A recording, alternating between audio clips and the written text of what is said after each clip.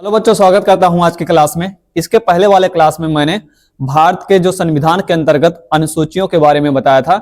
अनुसूचियों के बारे में जितने आपके फैक्ट बनते हैं, सारे फैक्ट के बारे में मैंने आपको बताया था। आज हम बात करेंगे संविधान के जो हमारे सारे 22 भाग हैं, 22 भागों की हम आज विस्तृत चर्चा करने वाले हैं। 22 भागों के अंतर्गत किस किस भाग के अंतर्गत कौन कौन सा प्रावधान किया हुआ है वो हम बात करने वाले हैं आज की क्लास में। ठीक है, तो एक एक भाग को हम जो है विस्तार से देखेंगे कि किस भाग के अंदर कौन सा प्रावधान किया गया है। और आप जानते हैं कि हमारे संविधान के अंदर जो भाग बनाए गए हैं, भाग क्यों बनाए गए हैं? आप जानते हैं कोई बुक होती है तो बुक के अंदर क्या होता है, लेसन होता है, अध्याय होता है, क्योंकि स्टडी करने में, उसका अध्ययन करने में काफी आसानी होती है लेसन के माध्यम से। नहीं तो सारी चीजें एक में मिल जाए ना, इसीलिए जो है हमारे संविधान में भाग बनाए गए हैं। अगर हम कोई चीज ढूंढना चाहते हैं, कोई प्रावधान ढूंढना चाहते हैं, कोई आर्टिकल ढूंढना चाहते हैं, उसको हम आसानी से जो है ये भागों के माध्यम से ढूंढ सकते हैं, है ना। इसीलिए हमारे संविधान में जो है भागों की संख्या कितनी है? 22 भाग है और हमारे संविधान में भाग बनाए गए हैं। तो एक एक भाग के बारे में हम देखने वाले हैं आज की क्लास में। आप चैनल पर नए हैं तो चैनल को सब्सक्राइब कर लेंगे, बाकी लाइक और शेयर भी कर देंगे। और अगर आप कोई इंक्वायरी चाहते हैं तो इस नंबर पर आप जो है कांटेक्ट कर सकते हैं, या कोई इंक्वायरी लेना है तो इस नंबर पर आप संपर्क कर सकते हैं। ठीक है, तो चलिए शुरू करते हैं क्लास को। भाग एक में देखेंगे तो भाग एक में किसके बारे में लिखा गया है, कौन सा प्रावधान किया गया है भाग एक में? तो देखिएगा, भाग एक में, संविधान के भाग एक में संघ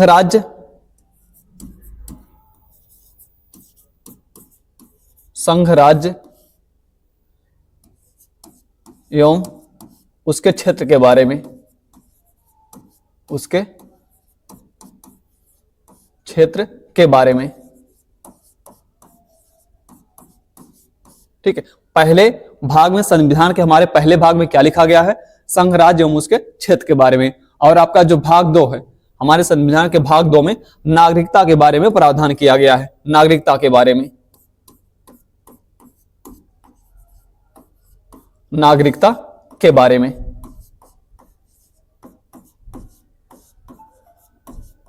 ठीक है, इसके बाद भाग 3 है। भाग 3 में क्या प्रावधान किया गया है? तो भाग 3 में जो है मूल अधिकारों के बारे में चर्चा की गई है। मूल अधिकार,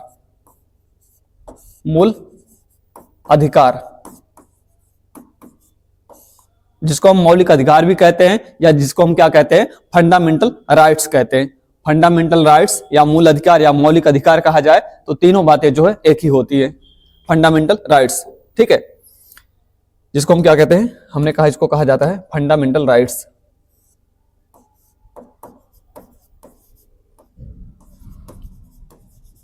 फंडामेंटल राइट्स, ठीक है। उसके बाद आपका आता है भाग 4। भाग 4 में क्या है? तो भाग 4 में जो है नीति निदेशक तत्वों के बारे में, जिसको हम क्या कहते हैं, डायरेक्टिव प्रिंसिपल्स कहते हैं, नीति निदेशक तत्वों के बारे में लिखा गया है।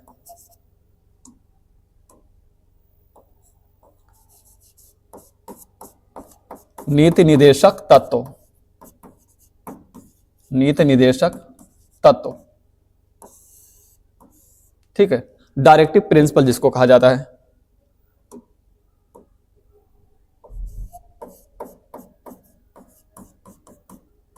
Directive principle.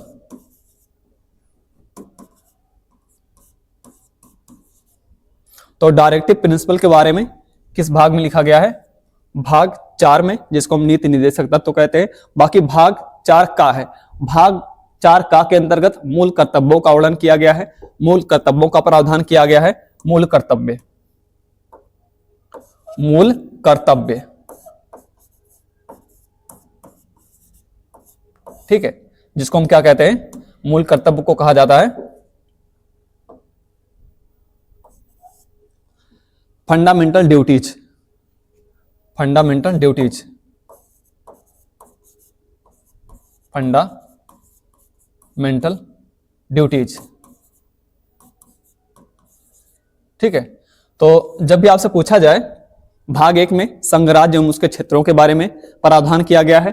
भाग 2 में नागरिकता के बारे में प्रावधान किया गया है, और भाग 3 में मूल अधिकार या फंडामेंटल राइट्स के बारे में प्रावधान किया गया है, और भाग 4 में नीति निर्देशक तत्वों के बारे में, जिसको डायरेक्टिव प्रिंसिपल कहा जाता है, उसके बारे में प्रावधान किया गया है। बाकी आप देखोगे भाग 4 का में मूल कर्तव्य के बारे में, फंडामेंटल ड्यूटीज के बारे में प्रावधान किया गया है। इसके बाद आता है आपका भाग 5। भाग 5 में क्या है?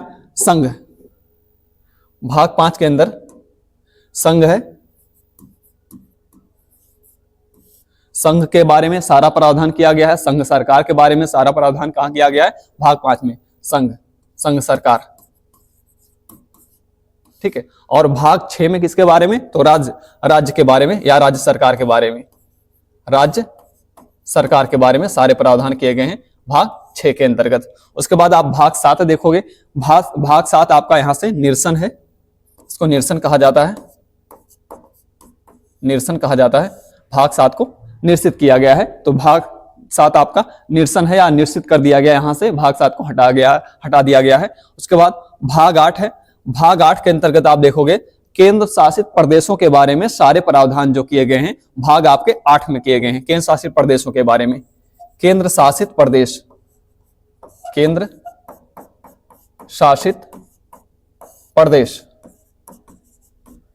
ठीक है। भाग 8 में केंद्र शासित प्रदेशों के बारे में प्रावधान किया गया है। बाकी उसके बाद भाग 9 है। भाग 9 के बारे में, भाग 9 किसके बारे में बोलता है, किसके बारे में बताता है? तो भाग 9 में पंचायतों का प्रावधान किया गया है। पंचायतों का प्रावधान किसमें किया गया है? भाग 9 में किया गया है। इसके बाद आप देखोगे आपका जो भाग 9 का है, 9 में 3 उपखंड है।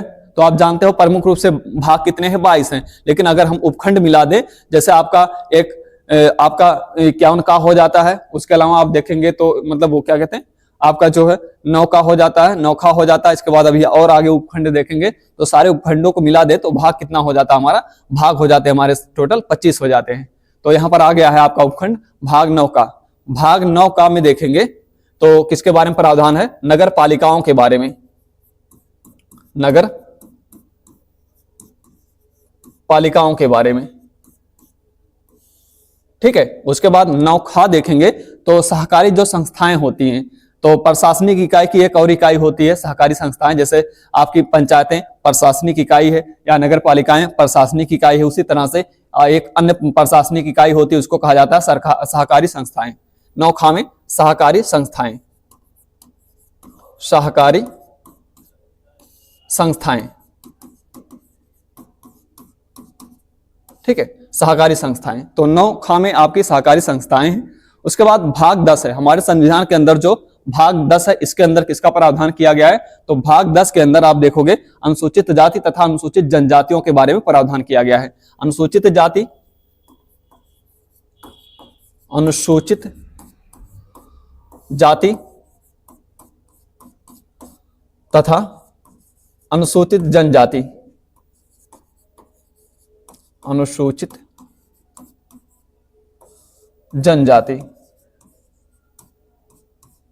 जनजाति के बारे में प्रावधान किया गया है, ठीक है। उसके बाद आप देखोगे भाग 11। भाग 11 जो है, भाग 11 में किसके बारे में प्रावधान है? तो केंद्र राज्य का संबंध, केंद्र राज्य का संबंध कैसा होगा, ये सारे प्रावधान कहां किए गए हैं? भाग 11 में किए गए हैं। केंद्र राज्य संबंध, केंद्र राज्य संबंध, ठीक है। तो केंद्र राज्य संबंधों के बारे में भाग 11 में लिखा गया है। उसके बाद आप देखोगे भाग 12 है। भाग 12 में किसके बारे में प्रावधान है? तो भाग 12 में वित्तीय व्यवस्था के बारे में या कुछ वित्तीय विवरण दिए गए हैं, जैसे संविदाएं वगैरह होती हैं, तो वित्तीय विवरण, वित्तीय विवरण या अन्य संविदाएं या अन्य संविदाएं या अन्य संविधाएं, वित्तीय विवरण के बारे में भाग 12 में लिखा गया है या भाग 12 में जो है आपका प्रावधान किया गया, ठीक है। इसके बाद जो अगला भाग है वो आपका भाग 13 है। भाग 13 में क्या है? तो भाग 13 में राज्य के अंदर व्यापारिक क्षेत्रों के बारे में वर्णन किया गया है। राज्य में व्यापारिक क्षेत्र, राज्य में व्यापारिक क्षेत्र,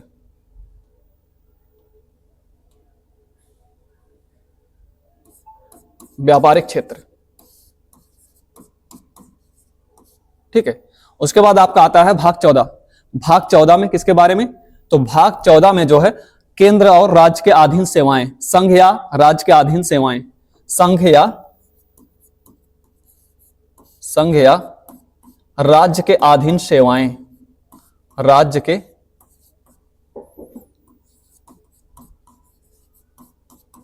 अधीन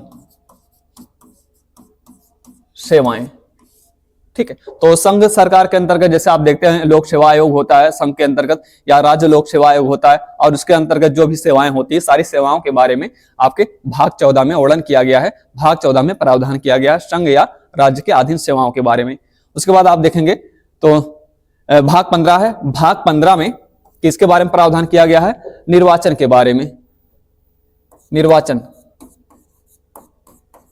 निर्वाचन के बारे में भाग 15 में प्रावधान किया गया है। जो निर्वाचन होता है, निर्वाचन आयोग होता है, निर्वाचन आयुक्त होते हैं, सारा प्रावधान आपका किया गया भाग 15 में। उसके बाद भाग 16 है। भाग 16 के अंतर्गत किसके बारे में है? कुछ विशेष वर्गों के लिए उपबंध किया गया है, कुछ विशेष वर्गों के लिए उपबंध, कुछ विशेष वर्गों के लिए उपबंध, वर्गों के लिए उपबंध, ठीक है। कुछ विशेष वर्गों के लिए, जैसे मान लीजिए महिलाएं हो गई, बच्चे हो गए, या बूढ़े हो गए, या अनुसूचित जाति, अनुसूचित जनजाति, कुछ विशेष वर्ग अगर किसी का बनाया गया है तो उनके लिए जो सारा प्रावधान किया गया है वो किया गया है भाग 16 में। बाकी संविधान का भाग जो हमारा 17 है, भाग 17 के अंदर राजभाषाओं के बारे में प्रावधान किया गया है, राजभाषा के बारे में, ठीक है, भाग 17 के अंतर्गत। इसके बाद आपका भाग 18 आता है। भाग 18 में देखोगे तो संविधान के, हमारे संविधान के भाग 18 में किसके बारे में है? तो आपात उपबंधों के बारे में, आपात उपबंध, आपात उपबंध, ठीक है, आपात उपबंध के बारे में। जो हमारे यहाँ जानते हैं आपातकालीन स्थितियों में 3 तरह की आपात व्यवस्थाएं हैं, जैसे वित्तीय आपात होता है, या आपका जो राष्ट्रपति शासन होता है, या उसके अलावा आप देखेंगे तो जो बाह्य आक्रमण या युद्ध की स्थिति में जो राष्ट्रीय शासन लगाया जाता है। तो ये हमने कहा इस तरह से आपात उपबंध के बारे में भाग 18 में सारे प्रावधान किए गए। उसके बाद आप देखोगे भाग 19 है आपका, और भाग 19 जो है ये आपका परकेड़ है, इसको परकेड़ कहा गया है, परकेड़ कहा गया भाग 19, ठीक है। परकेड़ मतलब बहुत सारे जो खंडित विषय हैं, जो खंडित विषय या छोटे छोटे बहुत सारे इस तरह से छितराए हुए विषय हैं संविधान के अंदर, उसको कहां लाके रखा गया है? उसको रखा गया है भाग 19 में, इसलिए इसको क्या कहा जाता है? परकेड़ विषय के बारे में कहा जाता है। उसके बाद भाग 20 है। भाग 20 में क्या प्रावधान किया गया है? तो संवैधानिक संशोधन, संवैधानिक संशोधन, ठीक है, संवैधानिक संशोधन। तो संविधान में किस तरह से संशोधन किया जाएगा, ये जो सारे प्रावधान है ये किस भाग में किए गए हैं? तो ये भाग 20 के अंतर्गत इसको समाहित किया गया है, इसका प्रावधान किया गया है संवैधानिक संशोधनों के बारे में, ठीक है। तो ये आपके महत्वपूर्ण 20 भाग है, बाकी उतने 21-22 उतने महत्वपूर्ण है नहीं। तो यहाँ से जो चीजें होती हैं उसको आप याद रखिएगा।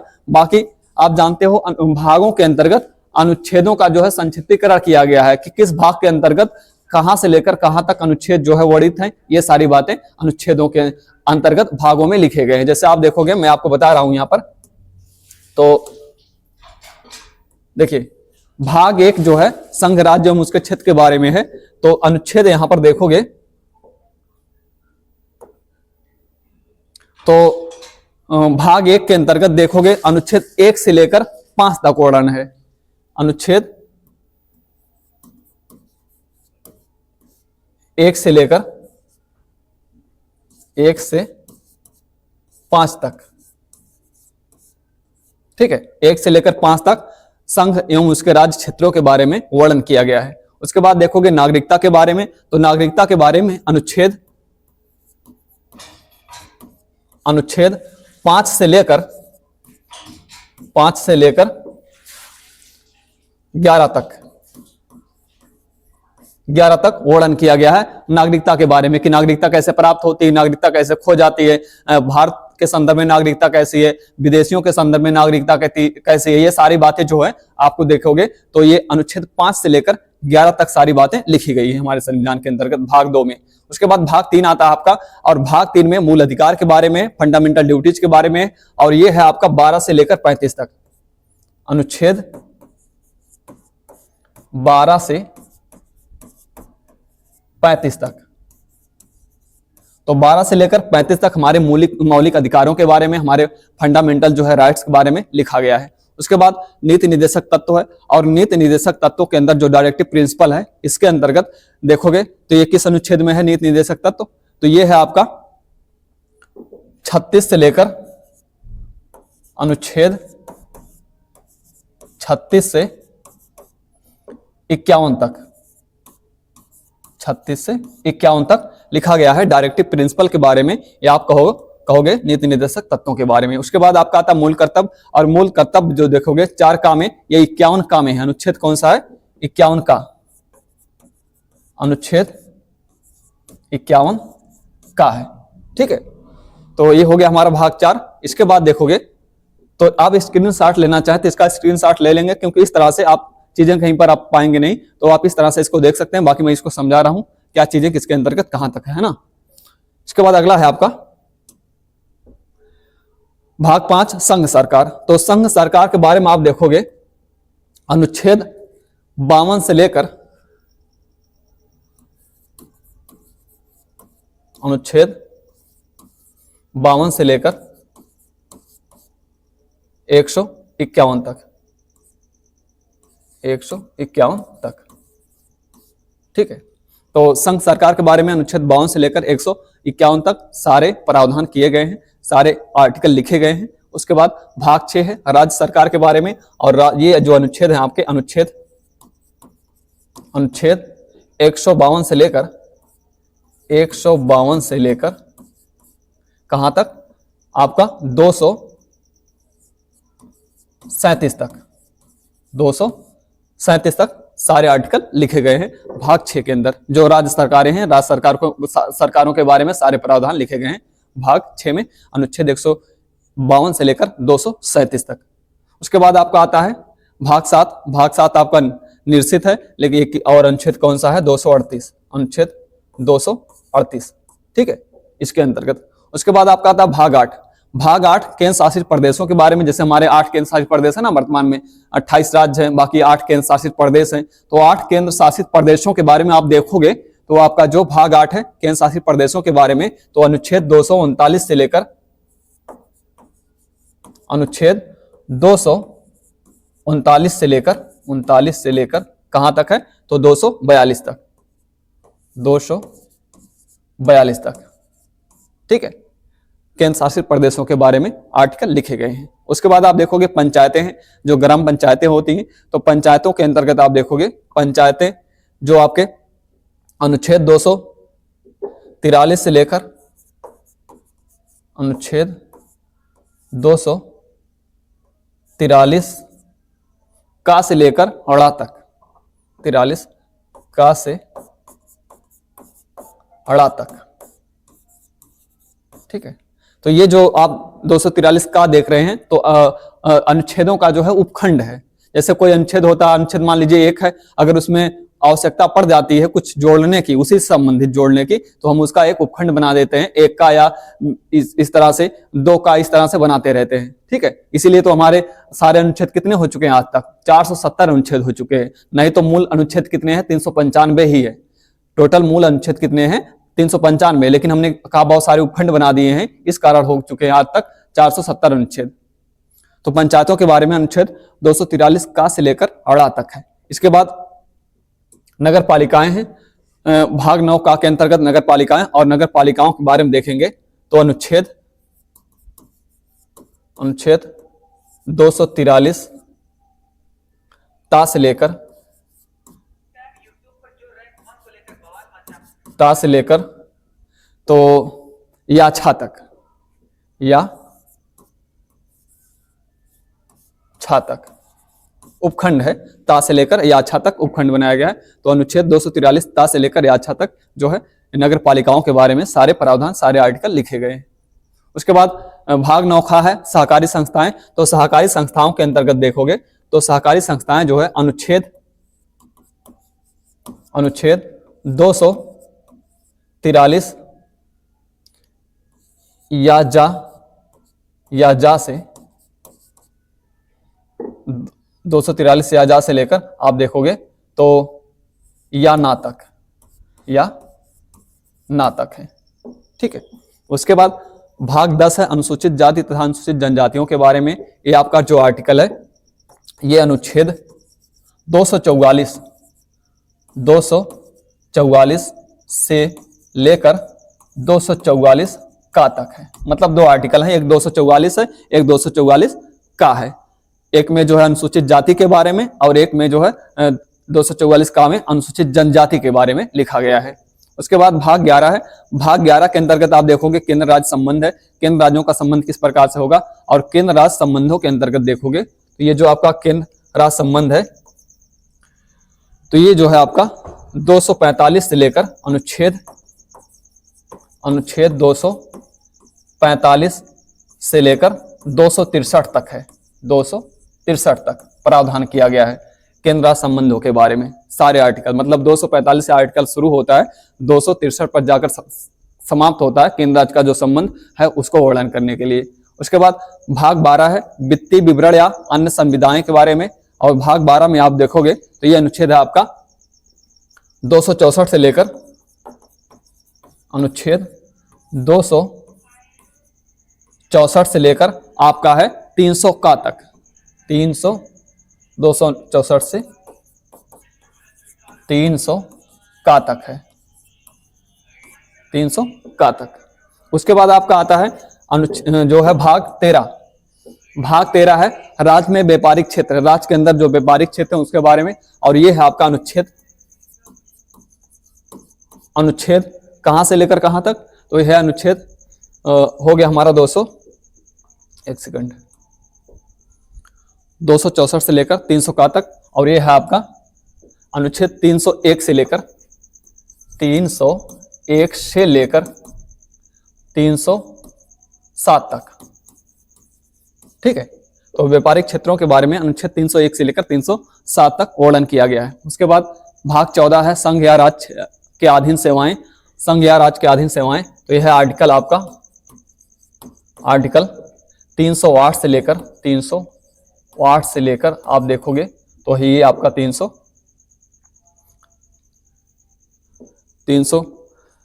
तक। 308 से लेकर आप देखेंगे तो 323 तक है। 323 तक। ठीक है। संघ एवं राज्य के अधीन सेवाएं, ये सारे आर्टिकल 308 से लेकर 323 तक है। उसके बाद आपका भाग आता है भाग 15। भाग 15 निर्वाचन के बारे में है। और निर्वाचन आप जानते हैं अनुच्छेद 324 से लेकर अनुच्छेद 324 से लेकर 329 तक है।